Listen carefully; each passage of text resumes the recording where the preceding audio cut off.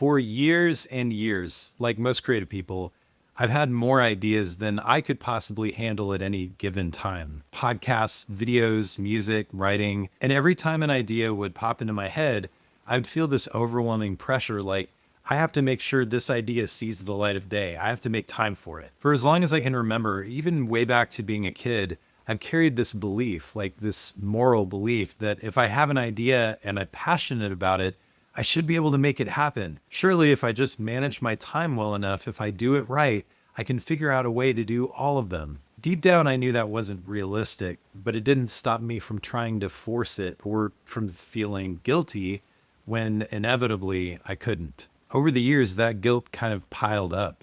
I love that I get a lot of ideas. That's kind of a gift, but it's also a little bit painful at the same time. Recently, I had a realization that hit me pretty hard. I looked back over the last decade, and for all of the ideas that I've had, I've realized that I've made little to no progress on any of them. Hey, this is Editor Ben. I needed to interrupt myself here and clarify that I didn't do nothing for 10 years. There were a lot of projects that I finished, a lot of cool things that like tons and tons of cool things that I created. When I'm talking about ideas here, I'm talking about like a podcast that I want to do, or a YouTube channel that I want to start, or writing and producing an entire album of music.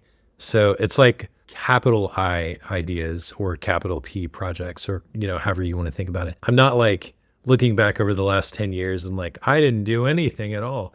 But it's like these big ideas, these big projects, I didn't really make any meaningful progress on any of those. And it's because, as I'll get into, I just have way too many things that I'm trying to focus on at once instead of just focusing on one or two things maybe. So back to pre-recorded Ben. And the obvious reason is because I never stopped to actually focus. I never said, okay, all these other ideas can wait. I'm just going to pour into this one or these two. And because I didn't do that, every single idea I had sort of languished.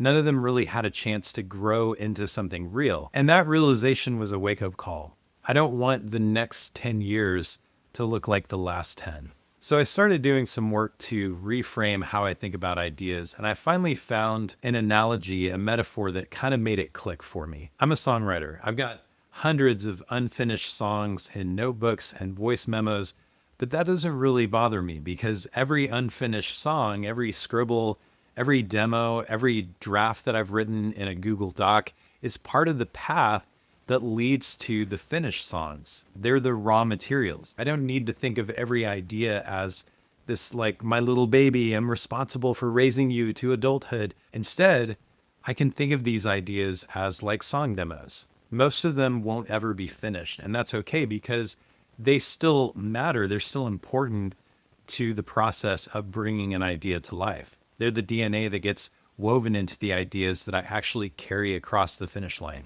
Alongside that reframe, I've also put together a framework for how I'm going to approach my ideas going forward. And this is how it works. I'm only going to take on one or two projects at a time. One of them has to be some kind of clear economic benefit and something that I enjoy. And then the other one can be just like for joy. So each project is going to run in a 90-day cycle. And that's going to include conceptualizing, building, and then releasing something.